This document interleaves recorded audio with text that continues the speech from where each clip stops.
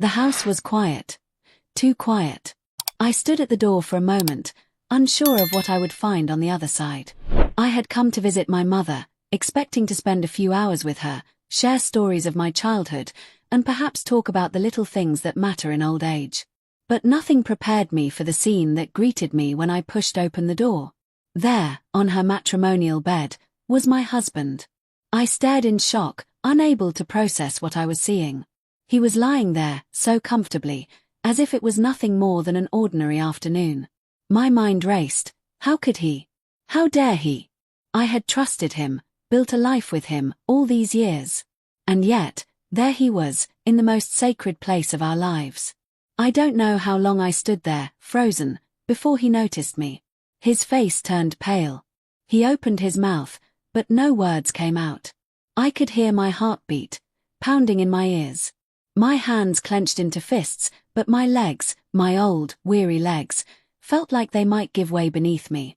Before I could even gather the strength to confront him, I heard the sound of a voice from behind, my mother's voice. She had been watching from her rocking chair in the corner of the room, her hands trembling as she clutched the edge of her shawl. "Don't be angry, dear," she said softly. "It's not what it seems. My name is Eleanor Lewis. I'm 75 years old, and I have lived a long life full of love, sacrifice, and the quiet acceptance of things I couldn't change. But nothing, absolutely nothing could have prepared me for this betrayal. My mother, once a source of comfort and wisdom, had become a stranger. And the man I had called my husband for over 50 years, well, he had become someone I barely recognized. The past few years hadn't been kind to me. My body, though strong for my age, had begun to feel the weight of time. I had recently retired from the small law firm I had worked at for most of my life. My children had all grown up and moved away, leaving me in a house that seemed to grow emptier with every passing day. But this moment had shattered everything. The life I thought I knew, the people I thought I trusted, now, they were nothing but strangers in the worst way. But as the minutes ticked by, something inside me shifted. My anger started to turn into something else. Something deeper. Something more powerful. A quiet strength began to rise within me, and I knew. I wasn't just going to let this go. I wasn't going to be a victim. I took a deep breath and slowly stepped forward, my voice steady as I spoke. You have a lot to explain, Charles." And then, before he could answer, my mother's frail voice broke through again. "Eleanor, let's talk about this later. His my fault." I couldn't believe what I was hearing. My mother, the woman who had raised me, who had taught me everything I knew about love, honesty, and respect, was now protecting the very man who had betrayed me. I took another step forward, every muscle in my body tensed, ready to face the truth. The truth about my husband. The truth about my mother. And the truth about myself. But just as I was about to speak, something caught my eye. A letter, neatly folded on the nightstand. My name was written on the outside. In my mother's handwriting. I reached for it, my hands trembling. What could this be? And why had she left it for me now? Before we go on, don't forget to like this video if you're already hooked. Make sure to subscribe and turn on the notification bell so you don't miss the next chapter of this heart-wrenching tale. Drop a comment below and let me know where you're watching from. I'd love to hear from you and know who's following this journey with me. As I stood there, holding the letter in my trembling hands, time seemed to slow down. I could feel the weight of the years pressing on me. The years I had spent with Charles, the years I had spent trusting my mother, the years I had spent trying to hold my family together. And now, here I was, standing in a room that had once been filled with love and memories, now tainted by betrayal. I slowly unfolded the letter, the creases crinkling as if they were whispering the pain I had already begun to feel. My eyes scanned the familiar handwriting of my mother, the same handwriting that had written me letters of encouragement during difficult times, the same handwriting that had written countless notes of love and care throughout my childhood. But this letter felt different. "Dearest Eleanor," the letter began, "if you are reading this, it means you've discovered the truth. And though my heart aches to write these words, I must confess something I should have told you long ago." I felt a chill run down my spine. My heart beat faster, and I couldn't stop my hands from shaking. I glanced up at Charles, who was still lying on the bed, his face pale, guilt written all over him. I could feel the heat of anger rising in my chest, but I forced myself to focus on the letter. The truth was here, in front of me, and I needed to know it all. As you know, my time is coming to an end. I have not been the mother I should have been to you, and for that, I am deeply sorry. But there is something I must share with you now, something that weighs heavily on my heart. I paused, my eyes scanning the next few lines, my pulse quickening. It was as if the letter was speaking directly to me, as if my mother's words were the only thing that mattered in that moment. The truth is, Eleanor, I have not been the woman you thought I was. I've carried a secret for many years, and I can no longer keep it from you. Charles, your husband, is not the man you think he is. He has been with me, for longer than you know. I let out a breath I hadn't realized I was holding. The letter seemed to grow heavier with each passing word. The anger inside me had reached a boiling point, but I couldn't allow myself to break. Not yet. I continued reading. For years, I've watched you and Charles grow older, and I've watched you both build a life together. But there was always a part of me, deep inside, that felt a connection to him that I couldn't explain. I was weak, Eleanor. I was lonely. And, in a moment of desperation, I gave in. I couldn't believe what I was reading. My mother, with Charles. The man I had loved for over 50 years. How had this happened? And why was she telling me now? I know that you must hate me for this, the letter continued. But please understand, it was never my intention to hurt you. It was never my intention to destroy our family. But now, in the twilight of my years, I must live with the consequences of my actions. And I must ask for your forgiveness. Tears began to blur my vision. The anger was still there, but now, mixed with it, was an overwhelming sadness. My mother, my beautiful, strong mother, had fallen into this web of deceit. And Charles, the man I had built a life with, the man I had trusted with everything, had betrayed me in the most unforgivable way. I took a deep breath, trying to steady myself, but the pain was too much. The letter fell from my hands, and I looked at Charles, who was now sitting on the edge of the bed, his eyes filled with regret. But I couldn't look at him anymore. I couldn't even bear to be in the same room as him. I don't understand, Charles, I whispered, my voice trembling. How could you? How could you do this to me? After everything we've been through, after everything I've sacrificed for this family, how could you betray me like this? Charles remained silent for a long time, and I could see the guilt etched on his face. But there was something else, something I couldn't place, something that made the betrayal even worse. I never meant for it to happen this way, Eleanor, he finally said, his voice barely a whisper. But you've been gone so much, you've been busy with your work, with your life. I don't know how it happened. It just did. I felt a cold rage bubbling inside me. You didn't know how it happened. You didn't know. You just let it happen, Charles. You let it happen, with my mother. His eyes shifted downward, and I could see the weight of his shame. But I wasn't interested in his excuses anymore. I didn't want to hear him apologize. I didn't want to hear any more lies. Without another word, I turned and walked out of the room, the sound of my footsteps echoing through the empty house. The pain of what I had just discovered felt like it was suffocating me, but I refused to cry. Not yet. Not in front of him. I wouldn't give him the satisfaction of seeing me break. I needed to be alone. I needed to think. And more than anything, I needed to figure out what came next. I walked out of the room, my feet moving faster than I could think. The house felt colder, emptier. Every room I passed, every picture frame on the wall, every memory seemed to mock me. I couldn't breathe. The pain, the betrayal, it was all too much. It was like a heavy weight pressing down on me, crushing my chest. I found myself outside, standing in the cool evening air, the wind brushing against my skin. I closed my eyes for a moment, trying to steady my breath, but all I could hear was the pounding of my heart in my ears. How could this happen? How could Charles, my husband, the man I had loved and trusted for so many years, betray me in such a way? And my mother. My own mother. I looked up at the sky, the fading light of the day casting long shadows across the yard. The sun was setting, But the world felt darker than it ever had before. I had always thought of my life as a series of steady chapters. My career, my family, my marriage. Everything had been so predictable, so stable.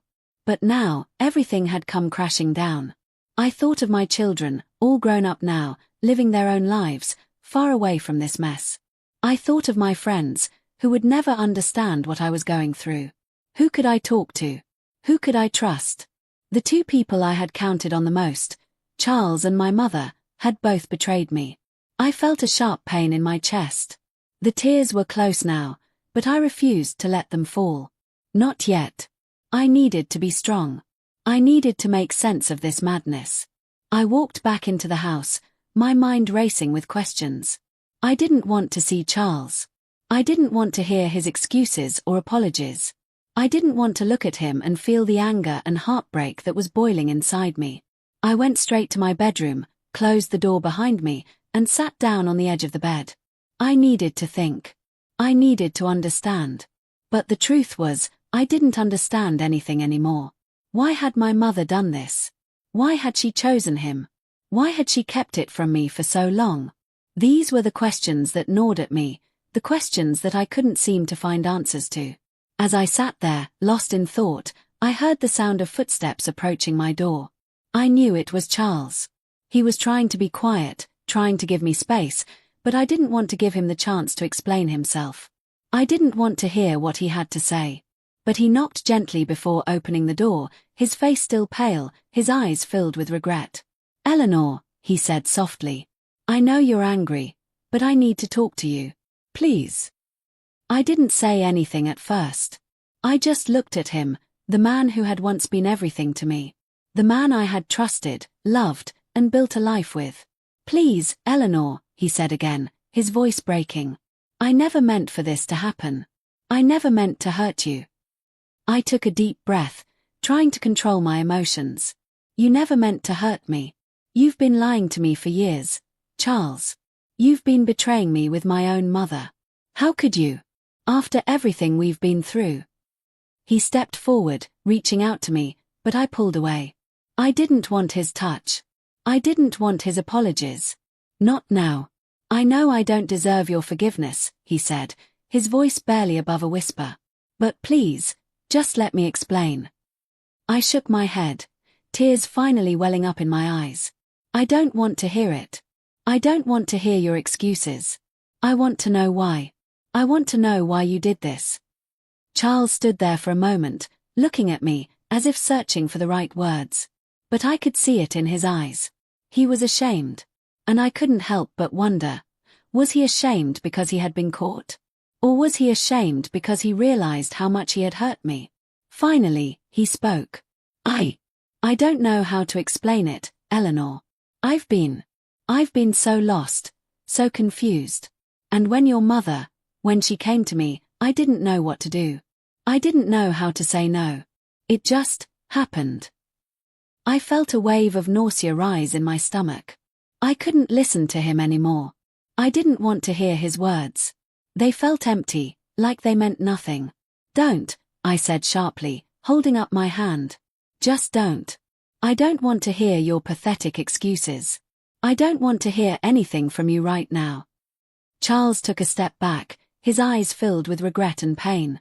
He looked like a broken man. But it was too late for apologies. The damage had already been done. I closed my eyes for a moment, trying to block out the emotions that were overwhelming me. I couldn't do this anymore. I couldn't live in this house with him. I couldn't continue pretending everything was fine. "I want you to leave," I said, my voice steady but cold. "I want you to leave this house. I need space. I need time to think." He nodded, his face falling. He didn't argue. He knew he had crossed a line that couldn't be undone. And then, before he turned to leave, he said something that made my heart skip a beat. "I'm sorry, Eleanor. I never meant for things to end this way. I love you." But his words didn't mean anything anymore. They were just words. Empty, meaningless words. "I don't know who you are anymore," I whispered, my voice barely audible. "I don't know who you are." Charles left without another word, and I was alone again. But this time, it wasn't just the silence of the house that filled the room. It was the deafening silence of betrayal. As the night wore on, I found myself unable to sleep. Every time I closed my eyes, all I could see was the image of my mother, on that bed, with Charles. It was a picture that I couldn't erase from my mind, a memory that would haunt me forever. But as much as the pain hurt, I knew I had to move forward. I couldn't keep living in the past. I couldn't keep holding on to the shattered pieces of my marriage. I had to find a way to heal, to reclaim my life. And that meant confronting my mother. I couldn't let her get away with this. I couldn't let her continue to hide behind excuses and apologies. I needed answers. I needed to hear the truth from her.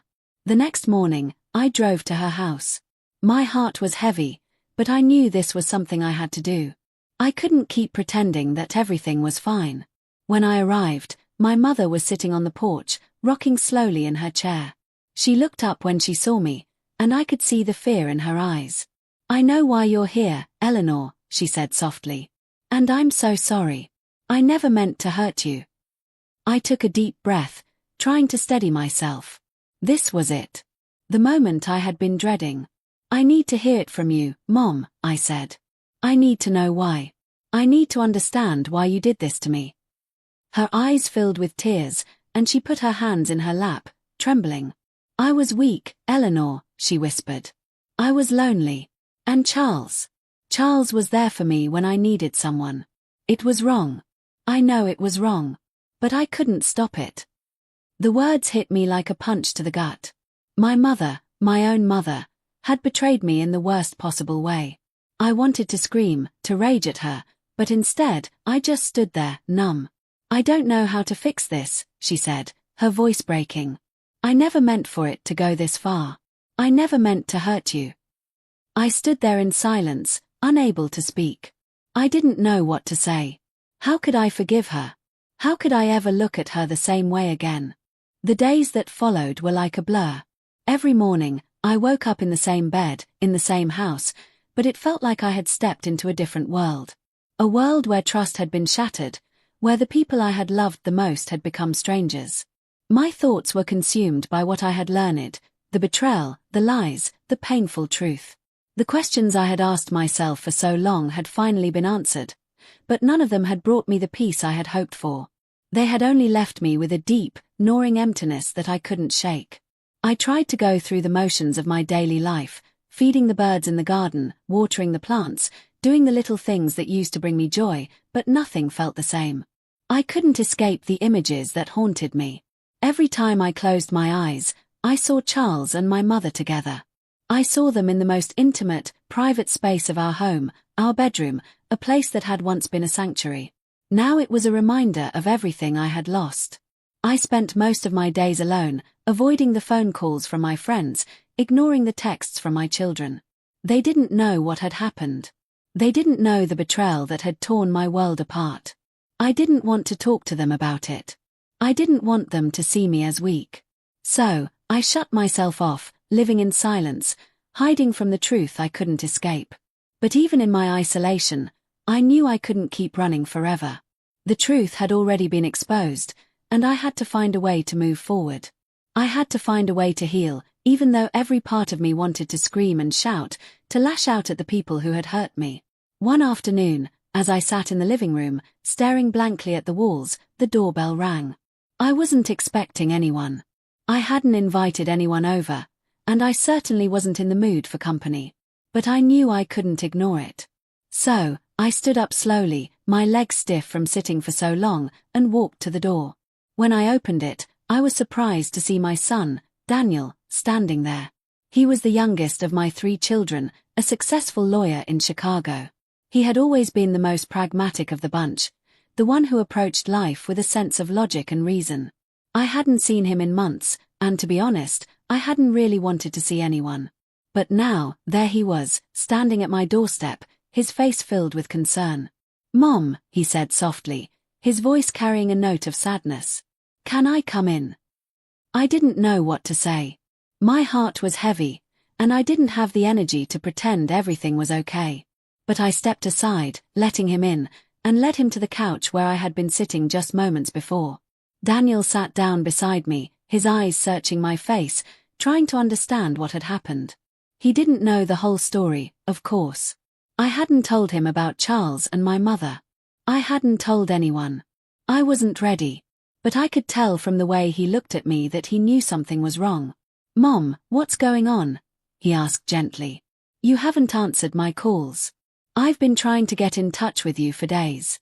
What happened?" I took a deep breath, my hands trembling as I held onto my knees. I knew I had to tell him. I couldn't keep hiding from the truth, not anymore. But the words seemed to get stuck in my throat. How could I explain this to him? How could I tell my son that the man I had been married to for over 50 years, the man he had grown up with, had betrayed me in the most unforgivable way? "Daniel," I said, my voice barely a whisper. "There's something I need to tell you. Something you're not going to want to hear." He looked at me with concern, his brow furrowing as he leaned in closer. "What is it, Mom? You can tell me anything." I closed my eyes for a moment, gathering my strength. I had to be honest. I had to tell him everything, no matter how painful it was. "Your father, Charles," I began, my voice faltering. He's been having an affair. With your grandmother. My mother." I felt the weight of my own words as they left my lips. It was like saying them out loud made it all the more real. Daniel's face turned pale, and I could see the shock and disbelief in his eyes. "No," he whispered. "No, that can't be true. You're telling me my father and Grandma." I nodded, my heart breaking all over again as I watched the confusion and hurt play across his face. I wanted to reach out and comfort him, but I couldn't. I didn't know how to comfort anyone when I couldn't even comfort myself. "I found them together, Daniel," I continued, my voice thick with emotion. "In our bedroom, the one we shared. The one we made our home in. I don't know how to process this. I don't know how to move forward." Daniel sat in stunned silence for a moment, the weight of the revelation sinking in. He shook his head, as if trying to clear the disbelief from his mind. "Mom, I don't even know what to say. I can't believe this. This is beyond anything I could have imagined." "I know," I said softly, my voice breaking. "I never thought this would happen either. But it did. And now, I have to figure out what to do with this pain. I don't know if I can forgive them. I don't know if I can ever look at your grandmother the same way again. Or your father." Daniel reached out, placing his hand on mine. "Mom, I don't have the answers. But you don't have to go through this alone. We're a family. We'll figure this out together. You don't have to carry this burden by yourself." I looked at my son, his face filled with love and concern, and for the first time in days, I felt a flicker of hope. Maybe I didn't have all the answers, but I had my family. I had my children. And that, at least, was something to hold on to. That night, I couldn't sleep. My mind raced with thoughts of what had happened, of the betrayal, of the lies, of the impossible situation I found myself in. But even in the darkness, one thing was clear to me. I couldn't keep living like this. I couldn't keep letting my past dictate my future. I needed to find a way to heal, to rebuild my life, even if it meant leaving everything behind. And so, in the stillness of the night, I made a decision. I would confront my mother. I would demand answers. I wouldn't let her hide behind her guilt and apologies anymore. She had hurt me in ways I never thought possible, and it was time to face the truth. The next morning, I drove to her house. It was a long drive, but I didn't mind. I needed to do this. I needed to see her, to hear her side of the story, to understand why she had done what she had done. When I arrived, she was sitting on the porch again, rocking slowly in her chair. Her face was drawn, weary, as if she had been waiting for this moment. I walked up to her, my heart pounding in my chest. "Mom," I said, my voice steady but cold. "We need to talk." She looked up at me, her eyes filled with sadness. "I know, Eleanor. I've been waiting for you." I sat down beside her, and for a moment, neither of us spoke. The silence between us was heavy, but it was a silence that needed to be broken. "I need to understand," I said, my voice shaking. I need to understand why you did this. Why you chose him. Why you did this to me." She closed her eyes, her hands trembling as she clasped them together. "I was lonely, Eleanor. I've always been lonely. Your father, he wasn't the man he used to be. He was distant, cold. And when he showed me kindness, I couldn't resist. I thought I was just looking for a little comfort. But it went too far. And now, I regret it every day." I sat in stunned silence, the words sinking in. She had been lonely. She had been looking for comfort. But at what cost? "I don't know if I can forgive you, Mom," I said softly. "I don't know if I can ever trust you again." "I understand," she whispered, tears welling up in her eyes. "But I will spend the rest of my life trying to make it right."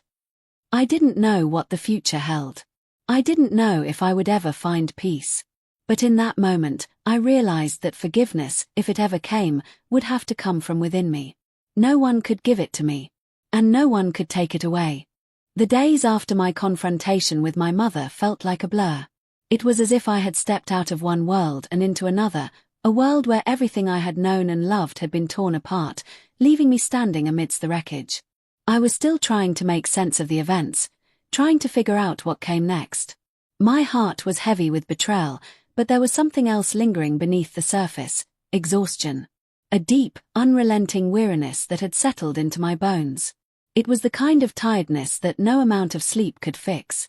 The emotional toll of everything that had happened was taking its toll on me, and I knew I couldn't keep running from it. My home, once a place of peace, now felt like a battlefield. Every room I entered, I could feel the weight of the memories pressing down on me. Charles had left, but his presence lingered. The marks of our life together, photos, mementos, letters, remained, reminding me of everything I had lost. I had always prided myself on being strong. I had spent years building a life for myself and my family, and now, it felt like it was all slipping away. The future I had imagined for myself, the quiet years of retirement I had planned to spend with Charles, had been shattered in an instant.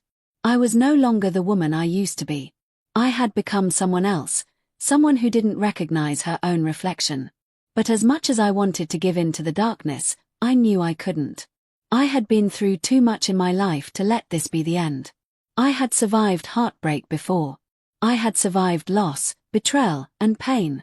I had survived my own demons. I could survive this, too. But it would take time. It would take healing. And that was something I had to give myself. The time and space to heal. I spent the next few weeks in a state of quiet contemplation. I went through the motions of my daily life, but I couldn't shake the feeling that I was living in a fog. I spent a lot of time walking around the yard, staring at the flowers in the garden, trying to find solace in the simple things. But even the beauty of the world around me couldn't distract me from the hurt I was feeling.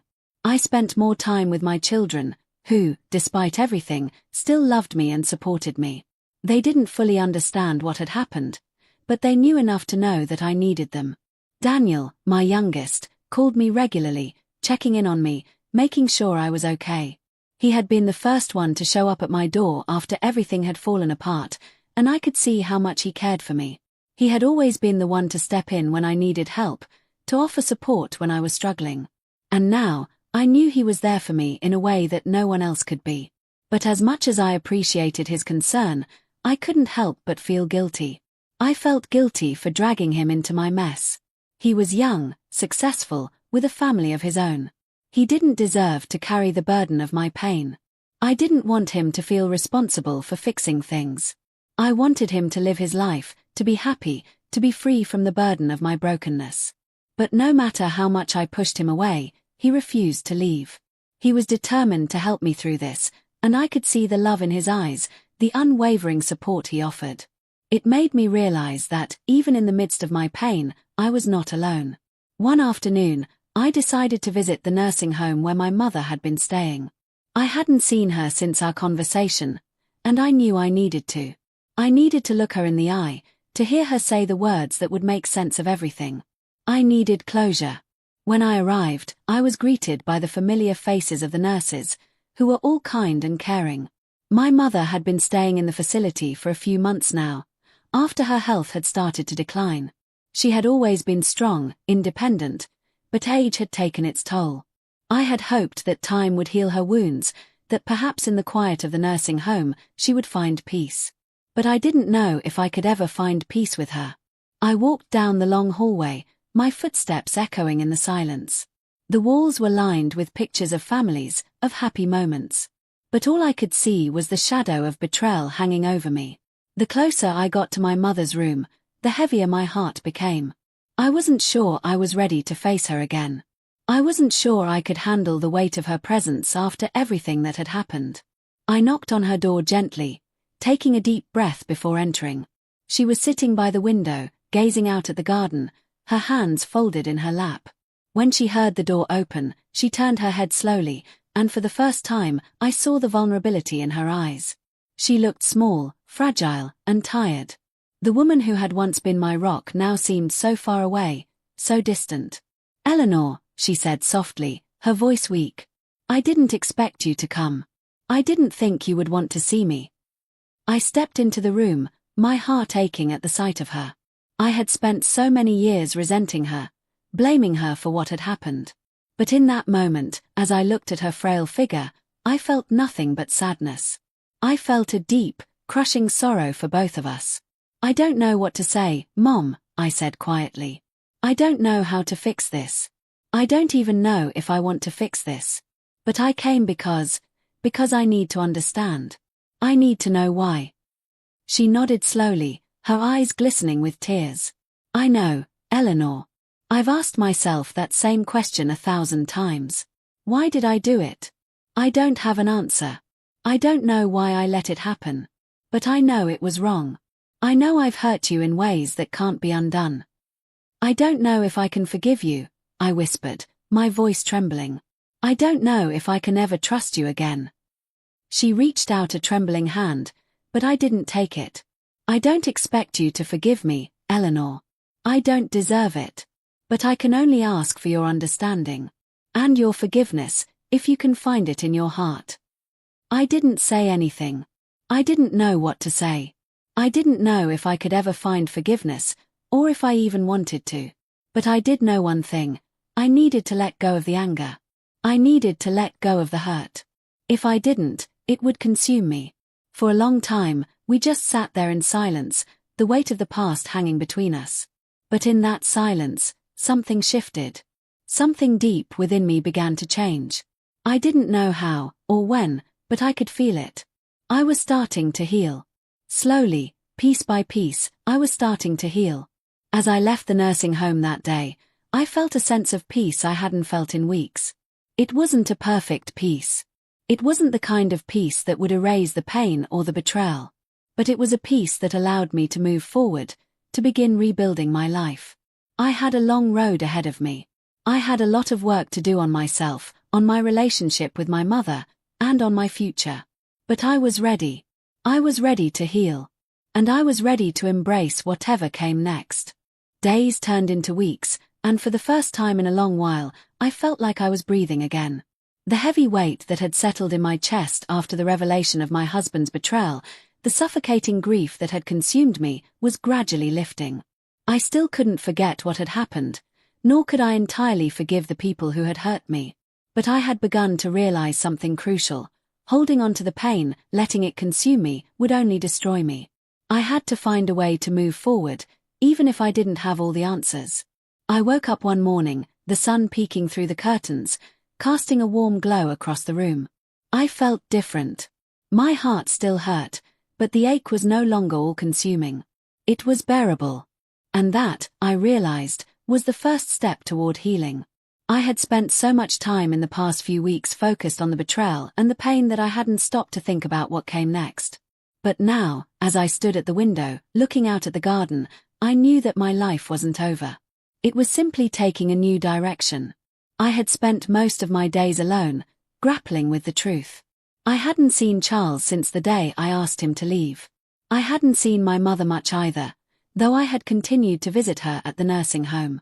We hadn't spoken much about what had happened, but I could tell that she was struggling. She was frail, physically and emotionally, and I could see that the weight of her actions had taken a toll on her. It wasn't easy for me to be around her, to look at her without feeling the sting of betrayal. But I was learning to let go of the anger, little by little. I couldn't hold on to it forever. I had to let go. I had also been keeping myself busy with little things, sorting through old letters, cleaning out the attic, organizing my things. I knew it was a distraction, but it was a distraction that helped me feel in control. It helped me feel like I was doing something. In some strange way, it was making me feel empowered. But as the days went on, I realized that I couldn't keep running from the truth forever. I couldn't keep hiding from the reality of what had happened. I had to face it head on. And that meant having another conversation with Charles. I hadn't made up my mind about what I wanted from him. Did I want answers? Did I want an apology? Did I even want to try to fix things? I wasn't sure, but I knew that I couldn't move forward with my life until I had confronted him, until I had heard from him directly what had happened. I needed closure, whether that meant healing or saying goodbye for good. I drove to the small house that Charles and I had shared, the one we had lived in for over 30 years. It still looked the same from the outside, the same ivy-covered walls, the same neatly manicured lawn. But to me, it felt like a ghost of the past. The memories of our time together, the life we had built, were all still there. But they were tainted now. They no longer felt like my memories. They felt like someone else's. When I arrived, I saw Charles standing in the yard, his hands in his pockets. He looked older than I remembered, his face drawn and tired. He had always been a handsome man, but now there was a weariness in his eyes that hadn't been there before. I wasn't sure what I was expecting, but seeing him like this, standing there in front of the house, made me feel sad. It wasn't the anger I had felt before. It was just sadness. He looked up when he saw me, his face softening. "Eleanor," he said, his voice quiet. "I didn't expect to see you here." I didn't know what to say. I didn't know how to start the conversation. So, I just stood there for a moment, trying to gather my thoughts. When I finally spoke, my voice was steady, but I could feel the emotion rising in my chest. "I needed to talk to you," I said softly. "I can't keep living in this limbo. I need to understand. I need to hear from you what happened." Charles nodded slowly, his eyes filled with regret. He seemed like he wanted to say something, but he didn't. He just waited, as if giving me the space I needed. "Why, Charles?" I asked, the words feeling foreign on my tongue. "Why did you do it? With my mother, of all people? After everything we've been through, how could you betray me like that?" He looked down at the ground, unable to meet my gaze. "I don't know how it happened, Eleanor," he said quietly. "I wish I could give you a better answer, but the truth is, I don't know. It just happened. And I hate myself for it." I took a deep breath, trying to steady myself. The pain was still there, but it was different now. It wasn't as sharp. It was more of a dull ache, a constant reminder of what had been lost. I didn't know what I was hoping for, but I knew that I needed to hear him say something more than just empty apologies. "I loved you, Charles," I said, my voice thick with emotion. "I spent my life with you. I thought you were the one person I could trust above all else. And now I don't even know who you are anymore." "I'm sorry," he said, his voice breaking. "I never meant to hurt you. I never meant to destroy what we had. I wish I could take it all back, but I can't. And I don't expect you to forgive me. I don't deserve your forgiveness." I shook my head, my heart heavy. "I don't know if I can forgive you, Charles. I don't know if I'll ever be able to look at you the same way again." He nodded, understanding. "I understand, Eleanor. I've lost your trust, and I don't know if I can ever get it back. But if you can find it in your heart to forgive me, I'll be here. I'll do whatever it takes to make things right." I didn't say anything for a long time. The silence between us was thick, filled with the weight of everything we had been through. I had spent so many years trying to hold on to our love, trying to hold on to the life we had built together. But now, I knew that love was no longer enough. Trust was what mattered. And trust, once broken, was not easily repaired. "I don't know what the future holds, Charles," I said quietly. "But I need to focus on healing. I need to focus on myself." He nodded, his eyes filled with tears. I understand. I just hope that one day, you can forgive me. I don't know if I can, I said softly. But I do know one thing. I need to move on. I need to let go of the past if I'm ever going to move forward. Charles didn't say anything else. He just stood there, watching me, as I turned and walked away. I didn't know what the future held for me, or if there was any chance of rebuilding my relationship with Charles. But I did know one thing: I couldn't keep living in the past. I had to heal, for my own sake. And I had to move forward, even if it meant doing it alone. That evening, as I sat in my living room, I thought about the conversation I had just had with Charles. It wasn't the closure I had hoped for, but it was a start. I didn't know if I would ever be able to forgive him or if our relationship could ever be repaired. But I knew that I had to let go of the anger. I had to find peace within myself. And as I sat there, I realized something else: I wasn't alone. I had my children. I had my friends. I had the love and support of the people who mattered most. And that, in the end, was what would help me heal. The road to redemption wasn't going to be easy, but I was ready to take it. One step at a time. The days had turned into weeks, and the weeks were blurring into months. I had spent so much time trying to process the wreckage of my past, piecing together what was left of my heart. But as I sat in the quiet of my living room one evening, I realized that the quiet was no longer comforting, it was suffocating. I wasn't sure when I had become so used to the silence, but it had become my new reality. My once lively house, filled with the sounds of family, now echoed with the emptiness of a life that had been torn apart. I had tried to find comfort in my routine: gardening, reading, taking walks in the park. But the truth was, nothing brought me the joy it once did.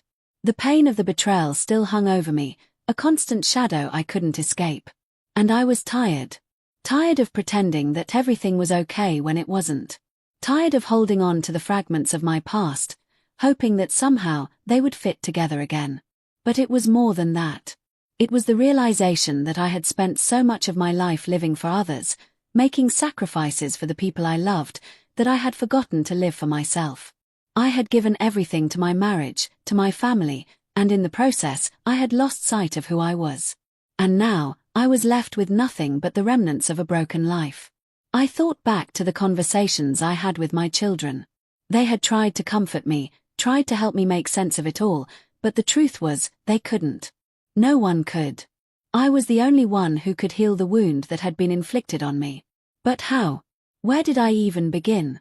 The answer didn't come to me in a moment of clarity, but rather in the small, quiet moments of reflection. It came when I realized that I couldn't keep carrying the weight of my past forever. I couldn't keep living in the shadow of betrayal. I had to take control of my life again, even if it meant facing the painful truths about myself and my past. I decided to take the first step toward healing by doing something I had always dreamed of but never had the courage to do: writing. I had always loved to write, but life had gotten in the way. I had buried that passion under the responsibilities of being a wife, a mother, a caregiver. But now, in this quiet, empty house, I had the time to finally put pen to paper. I didn't know if it would help me heal or if anyone would ever read it, but I knew I had to try. I had to pour my heart out onto the page, and in doing so, I hoped I would find some peace. The first few words came easily. I wrote about the pain, the betrayal, the loss. I wrote about the anger that still simmered beneath the surface and the sadness that seemed to seep into every corner of my being. I wrote about my childhood, about the woman I used to be, and how she had been swallowed up by the weight of responsibilities. I wrote about my marriage, about the man I had loved for over 50 years and the way he had shattered my trust. And I wrote about my mother, the woman who had been my rock and my greatest source of pain. But as the days passed, my writing began to take a new shape. It was no longer just about the hurt.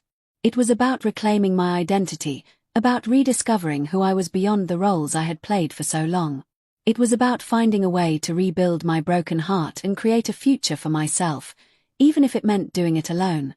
I didn't have all the answers, and I didn't know where this journey would take me. But for the first time in a long time, I felt like I was taking control of my life. I was no longer defined by the betrayal or the pain. I was more than that. I was a woman who had lived a full life, and I still had so much more to offer the world. One day, as I was sitting at my kitchen table, writing yet another chapter of my story, there was a knock at the door. I didn't expect anyone, and for a moment, I hesitated. But then, curiosity got the best of me, and I stood up to answer. When I opened the door, I was surprised to find my old friend, Margaret, standing there. She was a woman I had known for many years, a woman who had seen me through some of the toughest times in my life. We had been close, but over the years, our lives had taken different paths, and we had lost touch. But now, there she was, standing in front of me with a kind smile on her face. "Eleanor," she said, her voice warm and comforting. "I've been thinking about you a lot lately. I know you've been through so much, and I just wanted to check in. Can I come in?" I nodded, stepping aside to let her in. We sat down at the kitchen table, and for the first time in a long while, I felt a sense of comfort in her presence. She didn't ask me about the betrayal. She didn't ask me to explain anything. She simply sat with me, offering her support without judgment. "I'm glad you came," I said softly, my voice thick with emotion. "I've been struggling, Margaret. I don't know how to move on from all of this. I don't know how to rebuild my life after everything that's happened." She looked at me with understanding in her eyes. "Eleanor, you've been through something unimaginable. It's okay to feel lost. But you're still here. You're still standing. And that, in itself, is something to be proud of." I nodded, the weight of her words sinking in. "I don't know if I can ever forgive them, Margaret. I don't know if I can ever look at Charles or my mother the same way again." "You don't have to forgive them right now," she said gently. "You don't have to do anything until you're ready. But you do have to forgive yourself. You have to let go of the guilt and the pain you're holding on to. You're not responsible for their actions, Eleanor. You didn't cause this. And you deserve to be free from it." Her words resonated deep within me. I had been so focused on what had happened to me, on the hurt that had been inflicted on me, that I had forgotten to focus on myself. I had forgotten that I deserved happiness too, that I deserved peace.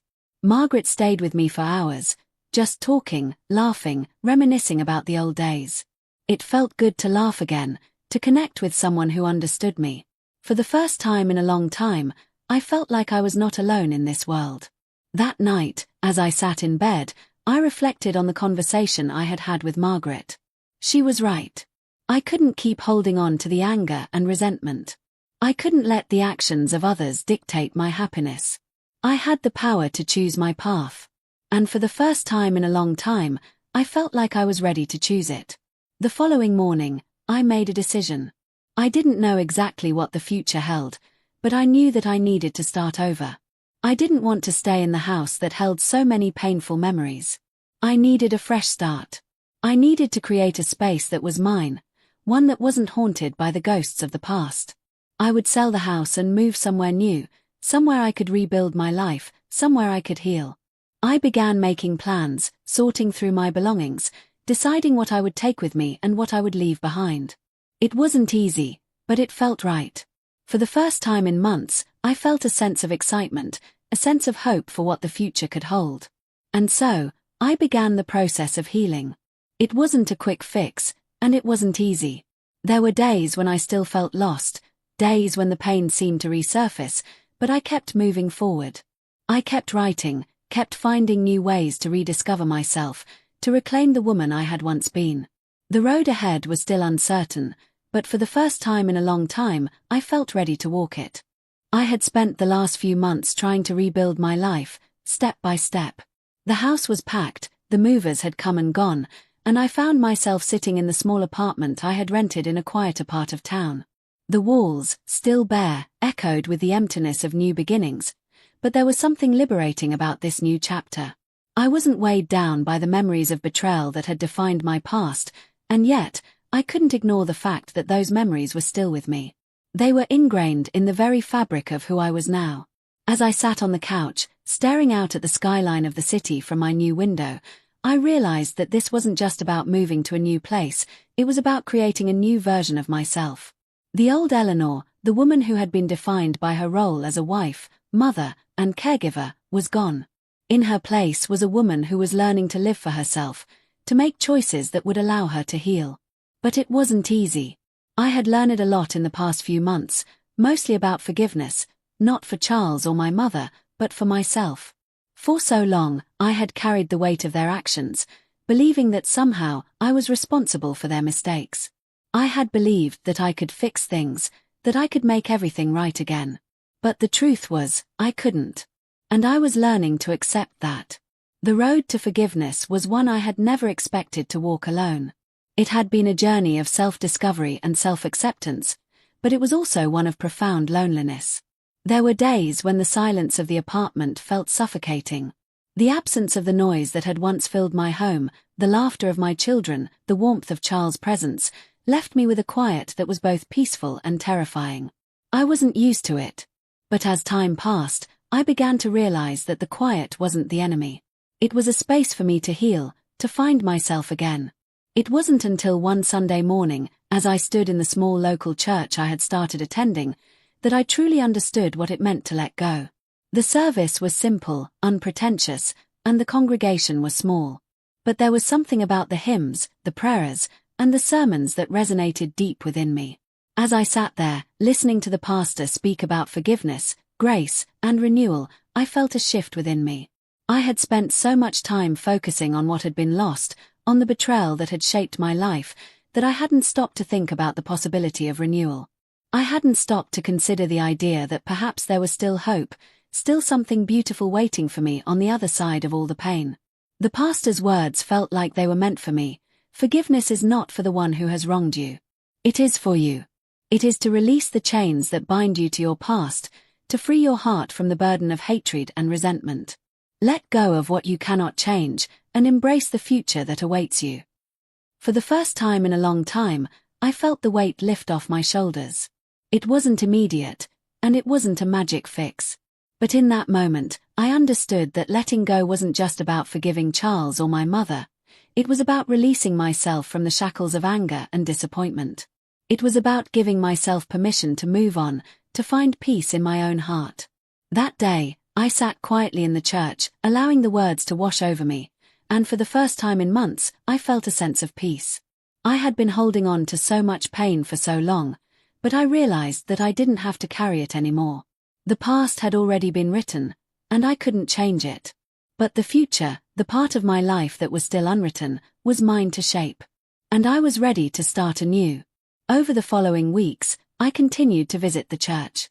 It became my sanctuary, a place where I could be alone with my thoughts, where I could reflect on the journey I had taken and the road ahead. I started volunteering at the church's community center, helping with food drives and supporting the elderly. It felt good to give back, to be part of something that was bigger than my own pain. It felt good to help others in a way that allowed me to rediscover a sense of purpose. But even as I immersed myself in my new life, I couldn't completely ignore the call of my past. There were still moments when I thought about Charles, when I wondered what he was doing, if he ever regretted what he had done. I thought about my mother, who was still in the nursing home, still frail and fragile. I hadn't visited her in weeks, and the guilt crept in at times. But the truth was, I didn't know if I was ready to face her again. I didn't know if I could. One evening, after finishing a long day at the community center, I sat at my kitchen table, writing in my journal.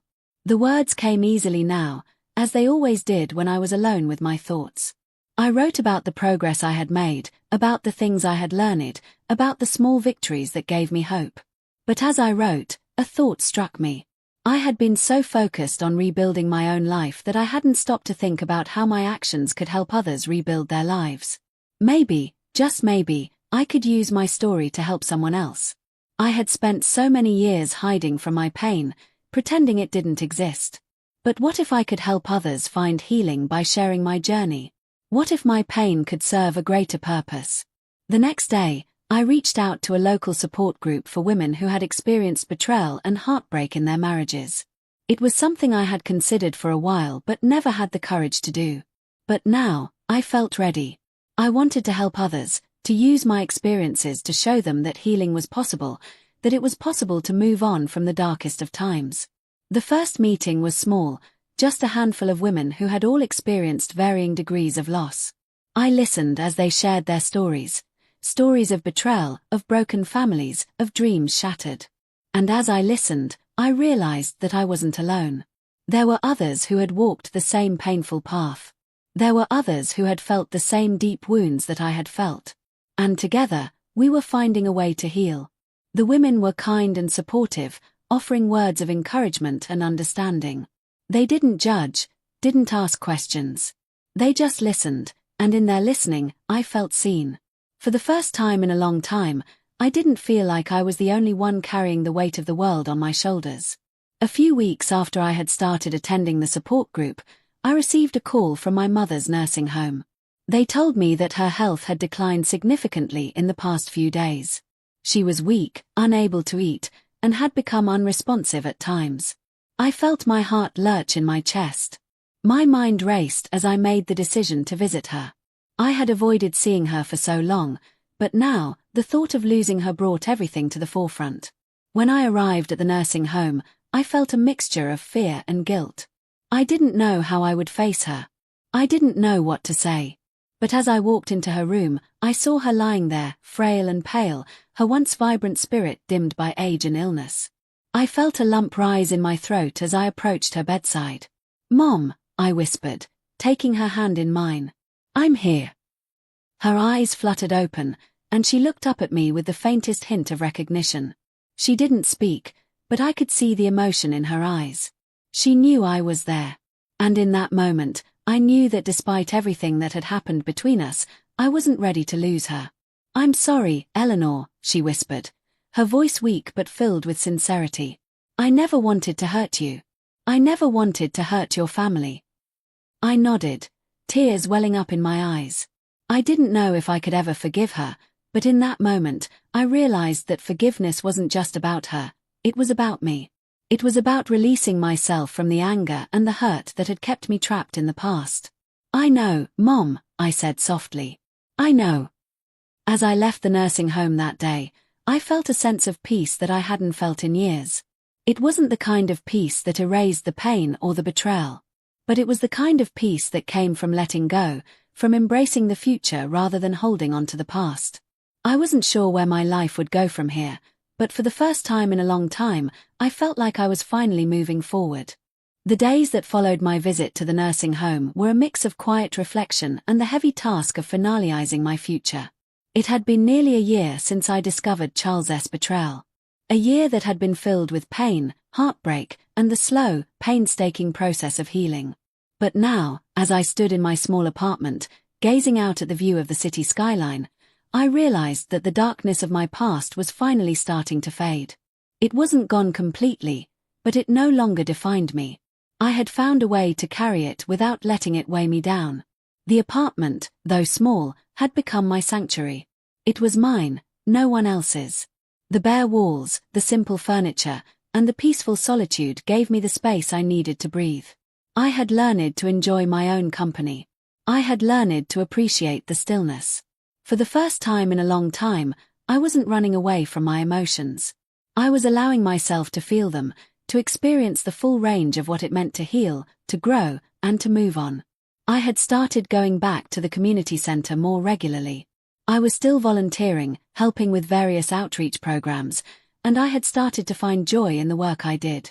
Helping others felt like a natural extension of my own healing. There was something about being a part of something larger than myself, contributing to something good, that made me feel like I was making a difference in the world, even if it was in small ways. And yet, despite the progress I had made, there was still a lingering question that I couldn't ignore. What about the future? What about the rest of my life? Would I always be alone? Was I destined to live in the quiet, empty space I had created for myself, or could I truly embrace the possibility of love again? I hadn't thought much about dating. The very thought of opening myself up to someone after everything that had happened with Charles felt like an insurmountable task. I wasn't sure I was ready for that kind of vulnerability. But deep down, I knew that my healing wasn't complete. I had rebuilt my life, yes, but I hadn't yet fully embraced the idea of living again. The fear of being hurt again, of facing the possibility of betrayal once more, held me back. But I knew I couldn't let fear define my future. I couldn't let the mistakes of the past control my potential for happiness. One afternoon, as I sat in the community centre sorting through donations, I received a message from Margaret. She had become a regular part of my life since that first visit a few months ago. Margaret had a way of making me feel understood without asking too many questions.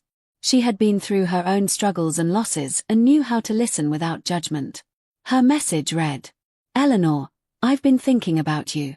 There's a man I know, Henry. He's been a part of the church's outreach program for a while now, and I think you'd really like him. He's kind, sincere, and has been through a lot himself. I know you're not looking for anything right now, but if you're open to it, maybe you'd like to meet him." I stared at the message, the words lingering in the air. My first instinct was to ignore it. I wasn't ready for this. I wasn't ready to entertain the idea of someone else in my life. But something in Margaret's words, the quiet encouragement she always gave me, made me pause. Maybe it was time to stop hiding. Maybe it was time to face the future head-on, without fear. I took a deep breath and responded, Maybe we can meet. Let's see how it goes." I wasn't sure what I was expecting, but when I met Henry, I found myself pleasantly surprised. He was kind, gentle in his demeanor, and had a warmth to him that made me feel at ease. We sat in a small coffee shop, talking about our lives, our experiences, our struggles, and what had brought us to this point. It was refreshing to talk to someone who didn't try to rush the conversation or push for anything more than just the exchange of stories. There was no pressure, no agenda. We were simply two people connecting, two people who had known loss and were now seeking solace in one another's company. Henry was a few years younger than me, in his late 60s, with a calm presence that seemed to bring a sense of comfort to those around him. He had been widowed 5 years ago, after his wife had passed away from cancer. He had never remarried, choosing instead to dedicate his time to volunteering at the church, working with the homeless, and contributing to the community in any way he could. His story, like mine, was one of loss and healing, of finding peace after the storm. We spoke for hours that afternoon, laughing about the little things and sharing stories of our pasts. It felt easy, comfortable. And though I wasn't ready to jump back into the world of romance, I felt something inside me stir. Maybe it wasn't too late. Maybe, after everything that had happened, there was still room in my life for something more.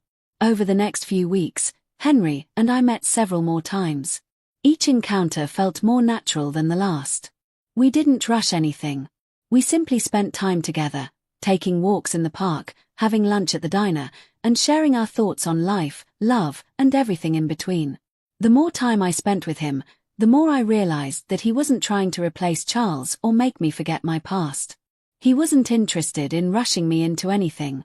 He simply wanted to get to know me, to offer me companionship without any expectations. I began to look forward to our conversations, to our time together. I had always been independent, but there was something about Henry that made me want to share my life with him. It wasn't about filling a void or escaping the loneliness. It was about two people meeting at a crossroads, at a point in their lives where they were both ready to see what the future could hold. But as I grew more comfortable with him, doubts began to creep in. Was I doing this because I was truly ready to open my heart again, or was I just looking for something to fill the emptiness inside? Was I moving forward for the right reasons, or was I simply trying to avoid facing the pain that still lingered? I didn't have the answers, but I knew one thing: I couldn't keep living in the past. The time I had spent with Henry had shown me that I could still have joy, that I could still find peace in this new phase of my life. And maybe, just maybe, it was time to let go of the past completely and embrace the possibilities that lay ahead. I spent the next few weeks continuing my routine, but with a renewed sense of hope. I was still healing, still learning to forgive myself and those who had wronged me. But I was no longer afraid to let go of the past. I was no longer afraid to open my heart to the future. One evening, as I sat in my living room with Henry, talking about the things that had shaped us, he said something that made me stop and think. "You know," he said softly, "sometimes, the hardest part of moving on is not looking back. But I think you've already done that, Eleanor. You're not living in the past anymore. You're creating something new. And that's beautiful." I smiled, feeling the warmth of his words settle in my heart. He was right. I had spent so much of my life focused on what had been lost that I had forgotten about what was still waiting for me. The pain would always be a part of me, but it didn't have to define me. And for the first time in a long time, I felt like I was truly free. As the months passed, Henry and I continued to spend time together. Our connection deepened, not because we were rushing into anything, but because we were allowing ourselves to be vulnerable with each other. We weren't perfect, and we didn't have all the answers, but we were both learning how to love again. It wasn't easy. There were still days when the pain of the past would creep up, when the memories of Charles and the betrayal would cloud my thoughts. But I had learned to face those moments with grace. I had learned that healing wasn't linear. It was messy, it was complicated, and it took time. But it was worth it. It had been almost 2 years since I first found myself standing in the doorway of my mother's room, my heart shattered, my life in pieces. Since that fateful day when everything I thought I knew about love, family, and trust had been ripped apart. Since the day I discovered my husband, Charles, in the arms of my mother. 2 years had passed, and though the pain of betrayal still lingered, it was no longer the defining force in my life. In many ways, I had found myself again, rediscovered my strength, my purpose, and my ability to move forward, even when it seemed impossible. But the road had not been an easy one.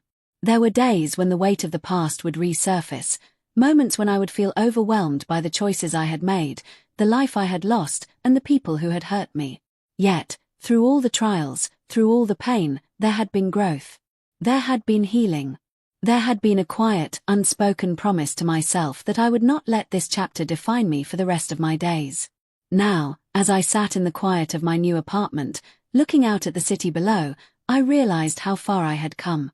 The journey hadn't been without its twists and turns, and I still wasn't sure what the future held, but I could feel the weight of the past lifting. For the first time in a long time, I could breathe again. It had taken time to find my footing after everything. I had spent months processing the pain, months learning to forgive, not just Charles or my mother, but myself. I had blamed myself for so long, convinced that I had somehow failed, that I had been the one responsible for the collapse of everything. But I had learned, through tears and reflection, that forgiveness wasn't about absolving the other person. It was about releasing the hold that anger, resentment, and bitterness had over my heart. It was about freeing myself from the chains of the past. And then, there was Henry. The first time I met him felt like fate. Margaret had suggested I meet him, a quiet and gentle man who had experienced his own share of loss and heartache. He wasn't trying to fix me, or to rush me into something new. He simply offered companionship, understanding, and a safe space for me to explore the possibility of love again. And over time, as we spent more time together, I realized that he wasn't just offering me a distraction from my pain, he was offering me something I hadn't known I needed, the chance to rebuild. We were both older, wiser, with scars that had shaped us into who we were. We didn't need each other to heal. We simply needed each other for companionship, for support. And in that quiet, steady connection, I found a love that was different from anything I had ever known. It wasn't born out of passion or desire, but out of respect and understanding. It wasn't about fixing each other, it was about being there for each other, in the quiet, simple moments of life. And that was enough. But life, as it often does, had a way of throwing unexpected challenges my way. It was a sunny Saturday afternoon when I received a call from the nursing home. My mother's health had taken a sudden turn for the worse. Her condition, which had been stable for some time, had deteriorated rapidly. They were asking me to come as soon as possible. As I drove to the facility, I felt a deep sense of unease. My mother and I had been working through our fractured relationship, but we still hadn't fully healed. I didn't know if I was ready for what I was about to face. When I arrived at the nursing home, I could feel the tension in the air. The nurses led me to her room, where I found her lying in bed, her frail body almost unrecognizable. The woman who had once been full of life, full of strength, now seemed so small and fragile. She looked up at me with tired eyes, her once vibrant features now hollow with age and illness. I could see the regret in her eyes, the weight of the choices she had made. "Eleanor," she whispered, her voice raspy. "I'm sorry." I didn't know what to say. Part of me wanted to scream at her, to demand answers, to make her explain how she could have betrayed me in the worst possible way. But another part of me, the part that had spent the last year learning about forgiveness, knew that this moment wasn't about the past. It wasn't about what had happened. It was about the woman lying before me, my mother, who had been a part of my life for so long. "I don't know if I can forgive you, Mom," I said softly, my voice thick with emotion. "But I'm here. I'm here because you're still my mother. And no matter what, that's never going to change." Tears welled up in her eyes, and she reached out her hand weakly. I took it in mine, feeling the coldness of her touch, the frailty of the person who had once been my rock. "I never wanted to hurt you, Eleanor," she whispered. "I was lost, confused. I made mistakes, terrible mistakes. And I've spent so many years trying to make up for it. But I can't undo what I've done." I nodded slowly, my heart aching. "I know, Mom. I know." The room was filled with silence, broken only by the soft beeping of the machines that monitored her vitals. We sat there together, hand in hand, for what felt like hours. I didn't have the answers.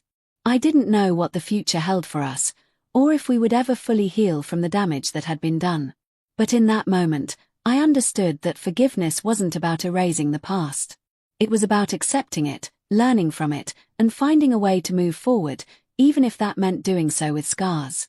Later that evening, I sat on the balcony of my apartment, looking out over the city. The air was cool, and the sky was filled with stars. It felt like a moment of peace, the kind of peace that had been elusive for so long. I thought about everything that had happened, the betrayal, the pain, the loss. I thought about the people I had loved and lost, and the ones I still held dear. I thought about Henry, who had become a quiet presence in my life, offering me the comfort and companionship I had longed for. But most of all, I thought about the future. It wasn't something I had been able to face for a long time. I had spent so much time looking backward, caught in the web of what had happened to me. But now, I was learning to look forward, to imagine a life that was still mine to create. It wasn't going to be easy. The scars of the past would always be there, reminders of the battles I had fought and the battles I had lost. But they were also a part of who I was. They had shaped me, made me stronger, more resilient. And as much as I wanted to forget the hurt, I knew that it was a part of my journey. It was a part of the woman I had become. I wasn't sure what the future held. But for the first time in a long time, I felt ready to embrace it. I didn't need all the answers. I didn't need everything to be perfect. I just needed to keep moving forward, step by step, trusting that the path ahead would lead me to where I was meant to be. And so, as the stars twinkled above, I made a promise to myself. I promised that I would continue to heal, continue to grow, and continue to love, not just others, but myself. I promised that I would let go of the past, not because I had to, but because I wanted to. And I promised that I would face the future with courage, with hope, and with an open heart. If you really enjoyed this story, don't forget to like this video if you're still with me. Hit the subscribe button, and make sure you turn on the notification bell. Drop a comment below and tell me where you're watching from. I'd love to hear from you. I love you all. Thank you.